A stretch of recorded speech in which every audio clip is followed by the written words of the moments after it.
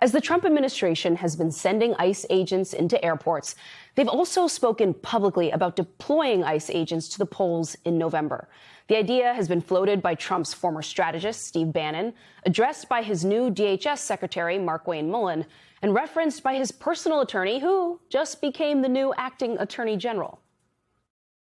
Why is there objection to sending ICE officers to polling places? Illegals can't vote.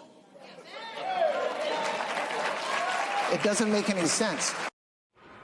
That question seems to telegraph what's ahead in Trump's multi-pronged effort to interfere in state-run elections.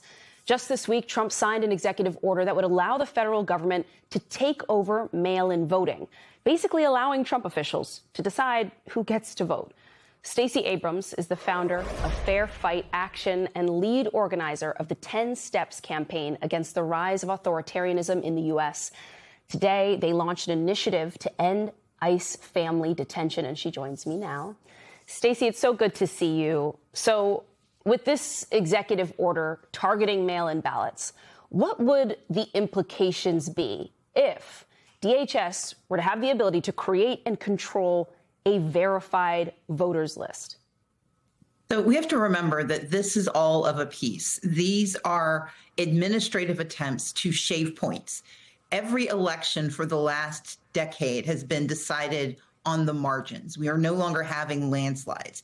And so their attempt is to limit who gets counted and how many votes can go to the other side.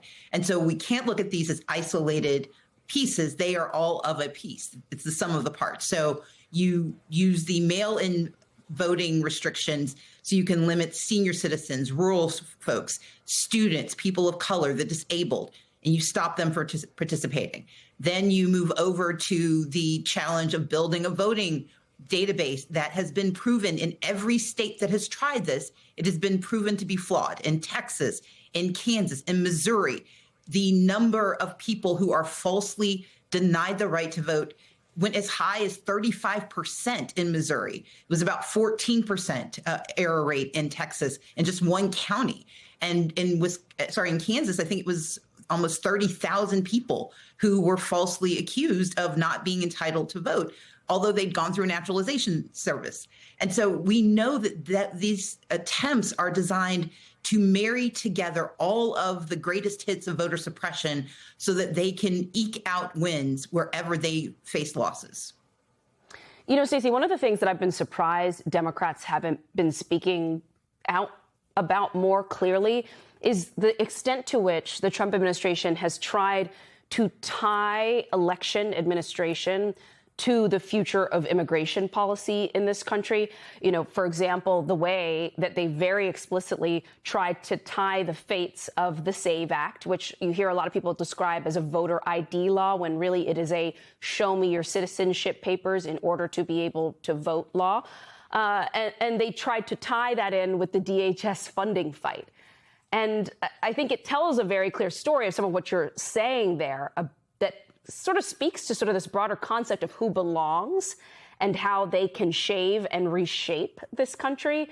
But why do you think so few people are seeing these things as linked? Because we're so trained in this moment by this regime to focus on the crisis in front of us instead of seeing how they've laddered up to this moment. At the very top of this story, you had Todd Blanche saying, oh, why would anyone be concerned about ICE?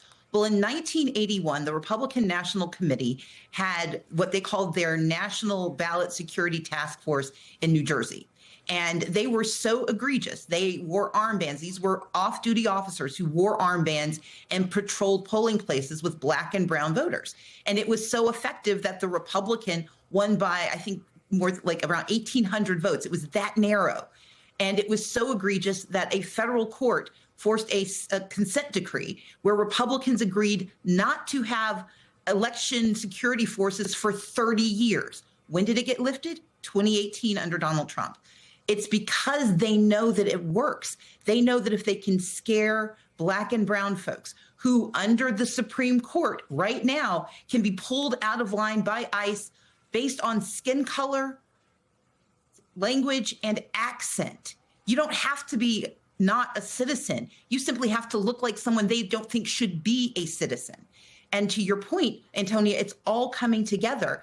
We are talking about it, but we have to talk about that and talk about Iran and talk about the detention of thousands of children in this country in prison camps. And so I think part of the challenge is not that Democrats aren't talking about it, it's that we have to hold the public attention when the chaos is so profound and so profuse that it's hard to get people to focus. But that's the reason we have the 10 Steps campaign, and that's the reason we're doing this work. Is that why you've traveled to Dilley, Texas? Tell me why you're there and what you've learned about our system. As a children's book author, I've been privileged to write 3 children's books. And one of my books is about different cultures and different communities. Another one is about the importance of speaking up, even if it feels like you may not win. And when I was reading the ProPublica stories about what was happening in Dilley and what's happening around the country and what will get worse with the massive purchase of ICE facilities around this country, they are designed not to hold criminals, but to hold families. And that is why it is time now for us to start this conversation. Read Them Home is about raising public awareness that we have children, we have babies who are in detention facilities right now, being fed moldy food, being denied access to health care.